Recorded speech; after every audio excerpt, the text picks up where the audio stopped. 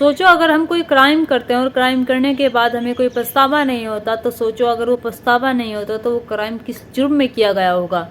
अगर हम किसी क्राइम को करते हैं तो उस क्राइम को करने से पहले हमारे पास कोई वजह भी होती है, लेकिन वो वजह इतनी बड़ी नहीं होती कि उस क्राइम को हम खुद ही कर दें।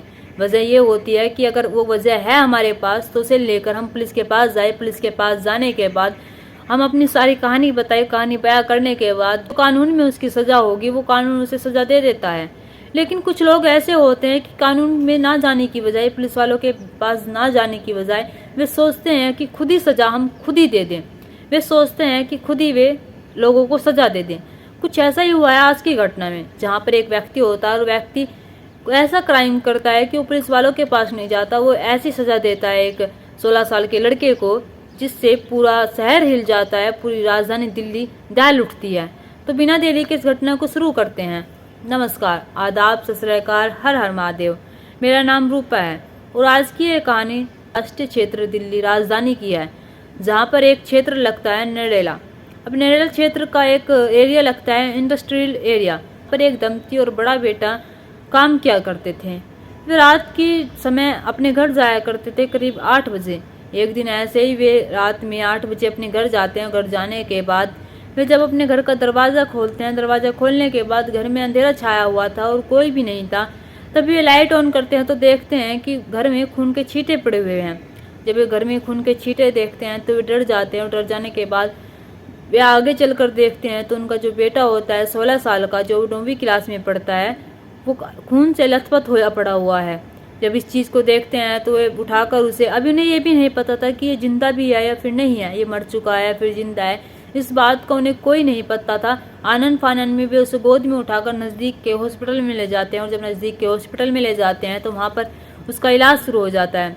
और इलाज के शुरू करने से पहले उस पुलिस वालों को फ़ोन कर दिया जाता है। पुलिस वाले जो होते हैं मौके पर पहुँच जाते हैं और जब पुलिस वाले मौके पर पहुँच जाते हैं तो वे उस लड़के का बयान लेने की सोचते हैं, लेकिन जब अंदर से डॉक्टर आते हैं तो वे कहते हैं कि सॉरी, वो नहीं बच पाया और वो पहले ही मर चुका था। जब डॉक्टर की ये बात सुनते हैं तो पुलिस वाले भी अब सोचते हैं कि इसे के साथ किसने ऐसा किया। तो घर वालों से पूछते हैं कि तुम्हारी किसी से दुश्मनी है। तो घर वाले जो होते हैं बताते हैं कि नहीं, हमारे किसी से दुश्मनी नहीं है और हम करने खाने वाले आदमी, हमारी किसी से क्या ही दुश्मनी हो सकती है।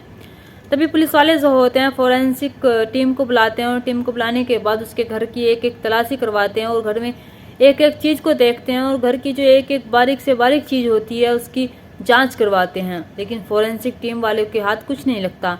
तभी वे आस पड़ोस के लोगों से पूछते हैं कि क्या तुमने कुछ देखा है। आस पड़ोस के लोग जो होते हैं कहते हैं कि नहीं, हमने कुछ नहीं देखा है। अब पुलिस वाले जो होते हैं वे तहकीकात में लग जाते हैं। अब वे देखने लगते हैं कि आखिर इस लड़के को मारा तो मारा किसने है। अब उसी एरिया में कुछ कैमरे लगे हुए थे, CCTV कैमरे, तो उनमें देखा जाता है तो वहाँ पर भी कुछ नहीं मिलता। अब पुलिस वालों के हाथ कुछ नहीं लगता। अब पुलिस वाले सोचने लगते हैं कि अब हम करना क्या चाहिए, क्योंकि घर वाले जो होते हैं वे कहते हैं कि हमारे किसी से दुश्मनी नहीं है, आस पड़ोस वालों ने कुछ देखा नहीं है और इसे मारा तो मारा किसने है। अब 2-4 दिन बीत जाते हैं। 2-4 दिन बीतने के बाद जब पुलिस वालों के हाथ कुछ नहीं लगता तो फिर एक बार उन लोगों को बुलाते हैं, दंपति को बुलाते हैं, उसके माता पिता को बुलाते हैं, उसके बड़े भाई को बुलाते हैं और फिर से एक बार पूछताछ करते हैं और कहते हैं कि हमें बारीक से बारीक चीज़ बताइए कि तुमने, जब तुम आए थे तो तुमने पहले क्या किया है, फिर तुम कुछ ऐसा छुपा रहे हो या फिर कुछ ऐसा तुम भूल रहे हो, शायद हमारी कुछ मदद कर सके। तो वे कुछ ऐसा बताते हैं। उसे बताने के बाद पुलिस वाले जो होते हैं उनके हाथ एक सबूत लग जाता है। वे बताते हैं कि जब वे कंपनी से आ रहे थे, कंपनी से आने के बाद वे अपने घर का दरवाज़ा खोलते हैं तो वे ताला लगा हुआ था। वे ताला खोलते हैं। अब ये बताओ कि ताला लगाया तो लगाया किसने। मारने के बाद ताला वही लगा सकता है जिसके पास ताली हो सकती है। तो ये बताते हैं कि एक ताली मेरे पास है, हमारे पास है, एक ताली हमारे घर में रखी हुई है और एक ताली इनकी बड़ी बेटी यानी कि मंजू के पास है। जब पुलिस वाले ये बात सुनते हैं तो वे जो होते हैं मंजू को उठाकर लेकर आते हैं, उससे पूछताछ करते हैं। मंजू से पूछा जाता है कि तुमने अपने भाई को क्यों मारा। मंजू जो होती है वो कहती है कि तुम्हारा दिमाग चल गया, तुम्हारा दिमाग खराब हो गया, क्या तुम पागल हो गए। वो पुलिस वालों से ये सब कहती है तो पुलिस वाले जो होते हैं कहते हैं कि हमें हमारा काम करने दीजिए, आपसे जितना पूछा गया है यही बताइए। तीसरी चाबी आपके पास है ना घर की, तो आप ये बताइए कि आपकी चाबी जब आपके पास है तो इस घर में ताला किसने लगाया, क्योंकि वे तो अपनी नौकरी पर गए हुए थे। अब एक चाबी आपके घर में रखी हुई है तो चाबी बची तो बची आप पर।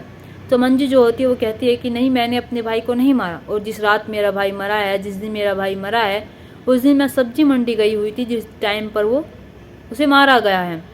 जब पुलिस वाले इसकी ये बात सुनते हैं तो पुलिस वाले जो होते हैं प्रूफ मांगते हैं, वो भी सारे प्रूफ दे देती है। जब पुलिस वालों को इसके प्रूफ मिल जाते हैं तो पुलिस वाले अब सोचने लगते हैं कि उसके साथ आखिर ऐसा किसने किया। अब पुलिस वाले जो होते हैं पूछते हैं कि तुम्हारा पति कहाँ पर है। उसके पति का नाम जो होता है विकास होता है। वो कहती है कि यहीं पर। उससे पूछताछ करते हैं। उसका पति जो होता है वो कहता है कि मैं भी सब्जी मंडी गया हुआ था, मैं भी कुछ काम के लिए गया हुआ था। वो पर एग्जैक्ट प्रूफ नहीं दे पाता कि वो सब्जी मंडी किस लिए गया हुआ था और सब्जी मंडी में गया था, इस बात का उसके पास कोई प्रूफ नहीं था। अब पुलिस वाले जो होते हैं वे कहते हैं कि तुम कुछ प्रूफ तो ला कर दो हमें कि तुम सब्जी मंडी गए हुए थे। तो विकास जो होता है वो कहता है कि मेरे पास कुछ प्रूफ तो नहीं है, लेकिन मैं सब्जी मंडी ही गया हुआ था। अब पुलिस वाले जो होते हैं उन्हें कहीं ना कहीं शक होता है। पुलिस वाले उससे बार बार बयान लेते हैं तो वो बार बार बयान चेंज करता है। वो बार बार अलग अलग तरीके बताता है, वो बार बार कुछ अलग नया बताता है। अब पुलिस वालों को पक्का शक उस पर ही हो जाता है। पुलिस वाले जो होते हैं उसे विकास को कस्टडी में लेते हैं। कस्टडी में लेने के बाद उससे गहराई से पूछताछ करते हैं। जब उस पर दबाव डालते हैं, उससे पूछते हैं कि तुमने ऐसा क्यों किया और तुमने ही ये सब किया है, हमें पता लग गया है। तो ये जो विकास होता है कहीं ना कहीं टूट जाता है। टूट जाने के बाद एक कहानी सुनाता है और उस कहानी को सुनने के बाद पुलिस वाले भी सोचने पर मजबूर हो जाते हैं। उनके भी रोंगटे खड़े हो जाते हैं कि आखिर एक भाई ऐसा कैसे कर सकता है और एक जीजा अपने साले के साथ आखिर ऐसा कैसे कर सकता है। वो कहानी कुछ ऐसे सुनाता है कि उसका भाई जो होता है, जो 9वीं क्लास में पढ़ता था, 16 साल का था और रक्षाबंधन वाले दिन अपनी बहन के पास आया हुआ था। जब वो अपनी बहन के पास यानी कि हमारे घर पर आया हुआ था तब वो जो होता है वो जाता नहीं है और रात को हमारे यहीं पर रुकता है और हमारे ही कमरे में रहता है। उसकी बहन जो होती है मंजू, वो कहती है कि तुम अपने कमरे में सो जाओ, अलग जाकर सो जाओ। तो वो नहीं मानता। वो कहता है कि मैं यहीं पर सोऊंगा और तुम्हारे पास सोऊंगा।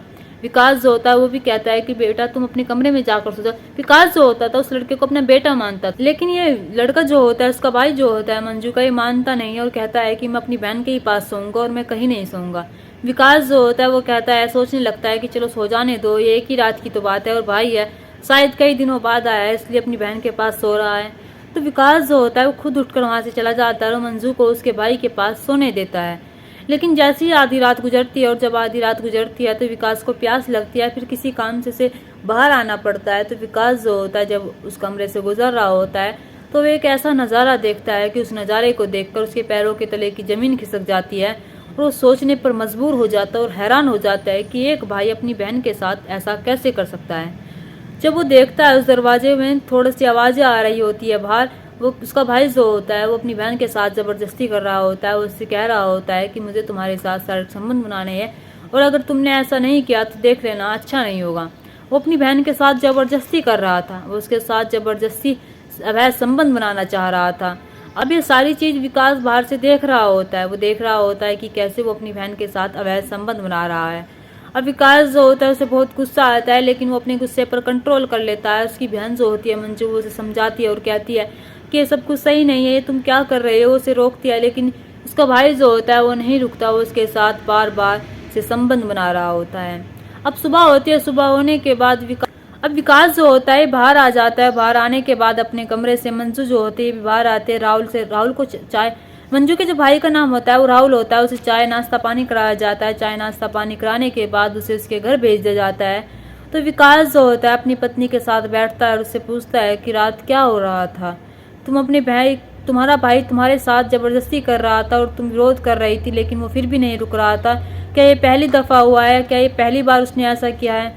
तो मंजू जो होती है वो बताती है कि नहीं, उसने मेरे साथ ये सब कुछ पहली बार नहीं किया। ना जाने वो कितनी अरसे से ये सब कुछ मेरे कर रहा है और ना जाने कितने अरसे से मेरे साथ अवैध संबंध बना रहा है और ना जाने कितनी बार उसने ये सब किया मेरे साथ। मैं उसका हर बार विरोध करती हूँ लेकिन वो नहीं रुकता, वो नहीं मानता और मेरे साथ अवैध संबंध बनाता है। और ना ही मैं ये बात अपनी माँ को बता पाई और ना ही मैं ये बात अपने भाई को बता पाई और ना ही मैं अपने बाप को बता पाई और ना ही मैं ये बात तुम्हें बता पाई। विकास जो होता है उसकी आंखों में आंसू आ जाते हैं और वो सोचने लगता है कि एक भाई अपनी बहन के साथ आखिर ऐसा कैसे कर सकता है, वो अपनी बहन के साथ ज़बरदस्ती कैसे कर सकता है। अब ये विकास जो होता है ये सोचने लगता है कि चलो सब सही हो जाएगा, मैं उसे समझाऊंगा राहुल को, क्योंकि वो कुछ कर नहीं सकता था। अब मंजू जो होती है वो भी कहती है कि ठीक है। अब ऐसे ही वो राहुल को कई बार समझाने की कोशिश करता है और उससे कहता है कि ये सब कुछ तुम ठीक नहीं कर रहे और जो तुम कर रहे हो ये सब कुछ गलत है। लेकिन राहुल जो होता है इसकी बात नहीं सुनता और वो एक एक बात उसकी कानों पर टाल देता है और वो बाज नहीं आता अपनी हरकतों से। वो वही हरकत फिर से करने लगता है। अब विकास जो होता है इधर परेशान हो जाता है और ये बहुत परेशान हो जाता है। अब ये सोचने लगता है कि मैं इससे छुटकारा पाऊँ तो पाऊँ कैसे, ये मेरी पत्नी के साथ इतना गलत कर रहा है और ये भाई नहीं, भाई के नाम पर कलंक है और इसे जीने का कोई अधिकार नहीं है। विकास जो होता है अपने मन में ये बात ठान लेता है और ये बात ठानने के बाद एक दिन जब ये इसके माता पिता राहुल के और उसका भाई कंपनी गए हुए थे जॉब के लिए और जो इसकी वाइफ थी मंजू ये मंडी गई हुई थी सब्जी के लिए, तो ये जो विकास होता है घर पर जाता है। उसके घर पर जाने के बाद राहुल को समझाता है फिर से एक बार कि तुम ये सब कुछ सही नहीं कर रहे हो, तुम सुधर जाओ नहीं तो अंजाम बहुत बुरा होगा। लेकिन राहुल जो होता है वो सुधरने का नाम नहीं लेता। लेकिन राहुल जो होता है उसकी बात नहीं सुनता, वो फिर से टाल देता है उसकी बात, वो फिर से उससे मुँह भाषा करता है। मुँह भाषा करने के बाद विकास को बहुत गुस्सा आ जाता है और जब उसे गुस्सा आ जाता है तो एक भारी सी वस्तु उठाता है और उसके सर पर तब तक वार करता है जब तक कि राहुल की मृत्यु नहीं हो जाती, जब तक कि उसकी जान नहीं निकल जाती, तब तक कि उसका दम नहीं निकल जाता।